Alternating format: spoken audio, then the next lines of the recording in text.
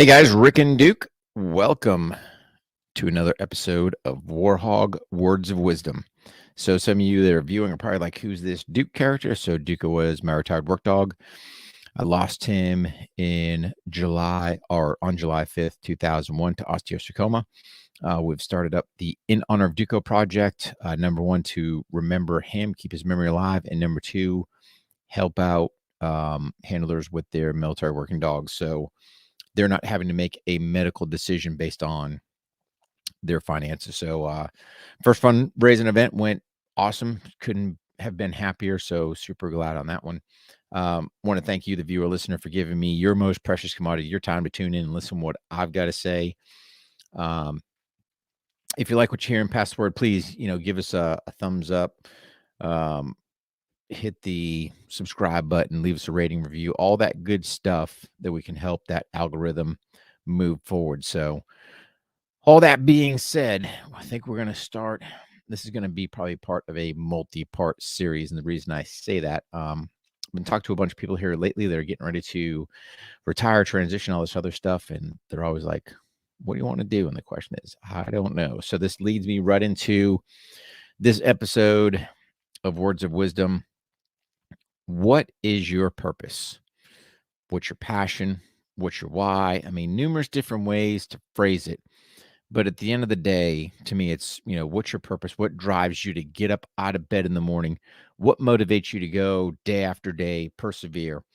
And that's really leading into, I think we're going to start doing just the entrepreneurial series, meaning if you're looking to get out, start your own business.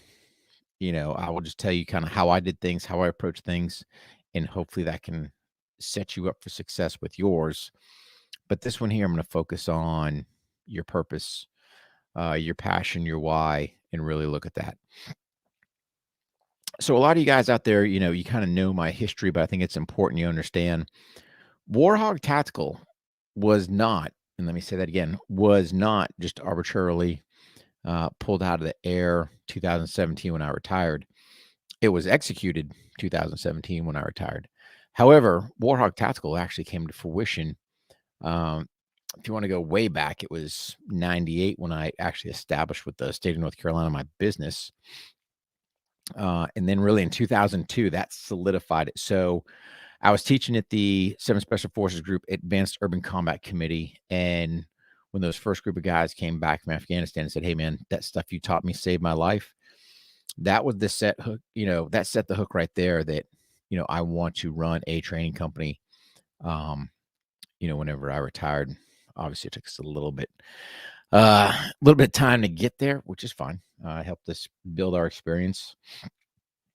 So again, when we're out there teaching, it's not just teaching off of theory, because in essence, that's what we were doing when I was working at the Advanced Urban Combat Committee. We're teaching theory, which then in turn executed to be reality. Then obviously, furthermore, experience blends in there, and you kind of adjust your tactics, techniques as you go.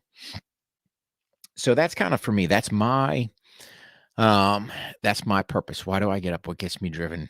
But here's the thing.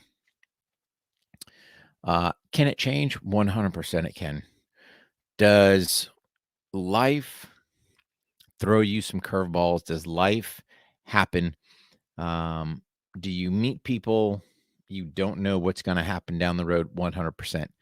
Can that change your purpose, your passion, your why? 100% it can. Before I jump into that, let me just say this. If you are a, first responder, military, whatever, I would tell you this, guys, be very careful. Don't let that current position you're sitting in, that's not your identity. So what do I mean by that? When people go, hey, what's your identity, or however you want to phrase it, it's not, my title of my previous job. It's not the position I held. Rick Hogg. I mean, that's me. So I see a lot of guys get tied to it and they don't get that part. So just understand, just don't get tied to that position, title, rank, whatever, be yourself. And then what do I mean as far as can your purpose change? So yes, I run a firearms training company. We're also getting into manufacturing, which has been, a very cool experience to kind of navigate that. But here's the thing. Sometimes your purpose can come on the trail of tragedy, unbeknownst. So let's look at me, for example. Did I ever think that I would be a founder of a 501c3 program? Nope, I did not. Did I ever think I was going to lose Duke? Probably at some point, but it never really didn't slap me in the face until this year. So here's the thing. I lost Duke in July. Still deal with it today, right? You can see a bunch of my stuff. I'm very emotional, which is fine because I think it's healthy for guys to be emotional. Trust me, I'm very much still an alpha. Nothing's changed. But if you want to say I'm freer to express my emotions, which actually works better for me. But anyway, when we lost Duke, I don't how all the pieces parts played in, but I ended up partnering with Scott's Wish, who, if you want to say, is the parent 501c3. And talking with Denise and them, it was somehow came up about starting or fundraising, for the Work Dogs, and just kind of that whole process of looking at my journey with Duke. Hey man, your dog's got cancer. We want to prolong his life, but it's going to cost you $10,000. And really, I didn't want, the whole purpose of starting the In Honor of Duco project was so that another handler did not have to sit there and go, maybe I don't have $10,000. Maybe I don't know where to go. Maybe where do we get the money? And we're just sitting there going, you know what? We're gonna fundraise. We're gonna get this thing going, and we are gonna take care of, our SOF canines and make sure they are well taken care of after retirement. So has that become my new purpose? Yeah. On top of, trust me, I still love teaching firearms. Super excited to become, if you want to say, in the manufacturing, although I'm not manufacturing myself, but get into the manufacturing field. But I'm going to tell you this. There is something about being, if you want to say, a cheerful giver. We ended up today scribing out, checks to certain organizations, and I'm telling you, man, it feels good. And people are reaching out, hey man, need help, do this. And yeah, we're kind of going through all that stuff. But here's the beauty. I wouldn't be where I'm at, if it wasn't for the support, first and foremost, of my beautiful bride. I mean, she has been an absolute staple in all this. But then those of you out there that donated. So we did try to play around with a little fundraising on Instagram just to figure out how that stuff worked. And you know what? We hit our goal very quickly. And again, it was because of you guys that gave. And on that, I can't thank you enough. So why do I bring all this up? I bring it up because, I was having a conversation with a buddy of mine. I think he's, if I recollect correctly, he's about 2 years from getting out. And of course, I always ask guys, well, what are you going to do? And what's the almost answer to a T I get? I don't know. No different when I spoke at the Honor Foundation. Kind of talked to those guys beforehand, and almost, for the most part, to a T, I'd say the majority, right? I won't say everybody because a couple people had an idea. They're all like, I don't know. And if you think about it, from my standpoint, that's kind of bothersome. I'm like, how do you not know? And I think part of it is when you're in the military, you get kind of spoiled as far as the safety net of always knowing you got a paycheck. You've got your health care, you got all these things in place. And I think for guys, it's like when they really opt to sit there and pull the curtain back and go, hey man, what am I going to do? I think there's a little bit of fear, anxiety, whatever word you want to say, to step out there into the real world. Because I will tell you this, I work harder now as an entrepreneur than I ever did, when I was on active duty. I mean, you're constantly learning as an entrepreneur. You're constantly trying to do business development, trying to figure out marketing. I mean, there's so many different things that you don't know. at least with the military, the beauty is they train you for your skill set, and that's kind of the skill set you stay in. You don't really, can I say you venture outside? Yeah, you do a little bit, but you're still kind of within that window. So it wasn't like, I got trained as a 18 Bravo Special Forces Weapon Sergeant. It wasn't like all of a sudden they turned around and said, hey, we want you to be, I don't know, helicopter pilot. Although I have flown helicopters, logistician, kind of just get your books together. But they're not asking you to go, and I really can't think of a good, he'd be a good one. Let's say like your EOD guy, right? Do I really want to be out there messing around trying to dismantle bombs or do whatever? Untrained, not particularly. So I guess, do I cut the red wire, blue wire? 50-50 guess, who knows? But trust me, it's a lot more complicated than that I've seen, because I've seen them guys work and they are absolutely phenomenal. But that's probably a pretty good point there is, they don't ask you to go outside your lane. But when you become an entrepreneur, man, what's your lane? I don't know. You navigate as you go. I mean, opportunities pop up, take advantage of stuff, and you just kind of navigate from there. But digressing a little bit, the whole purpose was, what's your passion? So it's funny, we're starting to talk to them, and it's all over the map a little bit, but then again, it's kind of not. And I shouldn't have to sit there, and I don't say this bad to anybody, but I shouldn't have to sit there and pull, what do you enjoy? And again, a lot of guys think, all right, hey, you spent time in the military, I've got to do something commando-esque, tactical-esque. Nope, absolutely not. So in this guy's case, he's kind of, he likes doing stuff outdoors, right? So, maybe I'll be a game warden, right? Again, working for somebody else.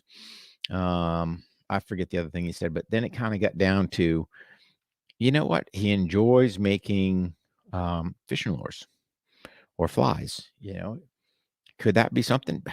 Hey, man, I think it could be. Do a little more research on it, find out what the market's like, all that stuff. And but if that's your passion, run for it. I got another guy, he runs a brewery, man. Loves beer, loves messing around with that whole thing, and that worked for him. So I would just say this, guys, don't be afraid. Because what my plan is if you want to say for this entrepreneurial series is just kind of lay out some things to think about. Am I going to hit necessarily everything in your wheelhouse on your mark? We may or may not, it just all depends. But at least if you're starting to get food for thought, to me, the biggest thing is, hopefully with this, save you time. Because again, as I always appreciate you guys for giving me your most precious commodity, your time, 100%. That's even that much more as an entrepreneur. If I'm not having to, prime example, be on my third web platform, and then we're still having dramas that I shouldn't have to get on the phone and call these people, but if we can try to get you to a better executionable point to where, hey man, here's a good place to start and then fix stuff. Just do that and go from there. But I would say kind of like what I left this guy, because I left him some homework, right? And I got it. It's the, holiday season's coming up. So I wasn't going to sit there and tell me tomorrow, it's like, hey man, let's circle back after the first of the year, sit down with your wife, because you've got to include your wife in that equation. Because I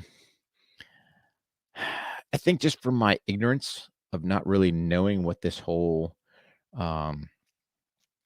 entrepreneurial endeavor required, I really didn't have my wife in the loop. I mean, she knew what I was doing, but then again, really looking back in hindsight, being 2020, I don't really know that I knew that I was 100% knew the time and effort and everything that went on to get this done. To me, I'm thinking, yeah, man, just go out and run a class in the flat range. That's easy, right? 100%. That's the easy part. What I did not realize is, what do I know about social marketing, right? Didn't say media, it's marketing. Figuring that stuff out, web design, business development, replying to emails, just all your admin stuff that you've got to do. So we'll kind of deep dive into those subjects a little more, but really the homework would be kind of this. number one, I would tell you, you know what, go be an entrepreneur, because in my case, I worked for the man for 29 years. I want to be the man. Um, to me, there's no greater reward. I don't know that I would have the same job satisfaction if I was going to work for somebody else. I sure probably wouldn't be dabbling with everything that I'm dabbling with. Um, so I'm just super stoked on that one. But sit down with your wife, or wives, sit down with your husband. However you guys are situated, doesn't matter. Whenever I use a sexist term, it's always in the unisex form. That way nobody gets mad. But sit down and talk. What's your passion? What's your drive? What do you like to do? Because here's the thing. If you like doing it, you'll be more driven to want to do that more. And then, if it fits your lifestyle, if you can bring, your spouse involved, why wouldn't you? It just makes things that much better. Does it always fit for me to bring my wife to the range? Nope. Sometimes it doesn't. Sometimes it does. Obviously in honor of Duco project fundraising events, 100% it makes sense to bring her, because she was very much part of that piece. So yeah, she gets to share kind of her story as well, and her relationship with Duco. So, has worked out well. But your passion, I fully believe, your root passions will always be there, but I think things can morph off of that. And I wouldn't be afraid of some things that pop up. And, like I said, the whole sharing Duco story, the whole fundraising for canines. Yeah, it's become a new spark, new flame, new thing. And just like anything else, you got to go right back to the drawing board. I want to say to the drawing board, because we're already under the 501c3, but now I'm talking to people that have fundraised, and they're giving me tips and ideas and how do we do stuff, and just meeting different people and bringing them on board. So I'm super excited where this, and I'm gonna call it a chapter, right? Where this chapter of our life is going to take us. I still have the War HOGG Tactical line. Don't get me wrong. That is not going away anywhere. That is still 100% my passion, my drive, is training, whether it's civilian, military, law enforcement. Again, giving them the skill set, that is my underlying. However, this new part of sharing Duco story, helping out other people, yeah, it's a strong passion. Then of course, with us in our product line getting ready to launch. But again, I've talked to enough people, and I've got to launch it right. I can't half willy-nilly it. And again, it's just finding the time to get some certain things done. And I think we're getting pretty close to having that, there. But again, I don't wake up in the morning going, I got to go to work, or I got to go run the business. Nope.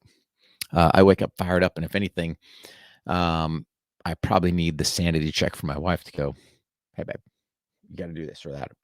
And she keeps me pretty much in check on that stuff. So, in closing, guys, just, if you want to say, take this week, first and foremost, enjoy your time with your family during the holiday season, 100%.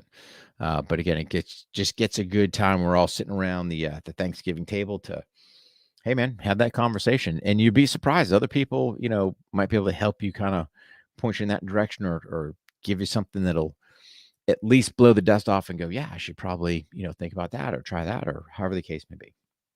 But, in closing, guys, I just ask you to do this, whatever platform you're on, if you like what you're hearing, please share that with your friends, with your family. Ask them. I'd ask you to do the same, to give us hit that subscribe button, leave us a rating, review, follow us on our social platforms, all that good stuff. And then here's the thing. If you want to know more about the In Honor of Duco project, probably the easiest place to do or go is warhogg.com. And then if you hit the About tab, there'll be a drop down In Honor of Duco, pan a little bit down, and then it'll talk about the project. And then if you opt to donate, by all means, hit the donate button. That will take you to scottswish.org. So don't think it'll redirect you, but it's just to get you there, because that's who we're under. And, if you feel compelled to donate, totally appreciate it. Understand this, Scott's wish to include the In Honor of Duco project, 100% volunteer. There is no pay. There is no compensation to us. What I've found is the compensation is, man, helping others. man, it will rejuvenate your soul. So, hopefully that kind of sets a little bit how your purpose, your passion, your why can potentially get tweaked a little bit. But do all that stuff, guys. I appreciate it. Spend some good time, some good quality time with your family. Put those magic phone boxes down and don't get distracted. Have that quality time. And we'll continue, if you want to say, the entrepreneurial series. And then I will just tell you or leave you guys with this. God bless you. God bless your families. God bless our troops. And God bless the United States of America. Thanks for all your support, guys.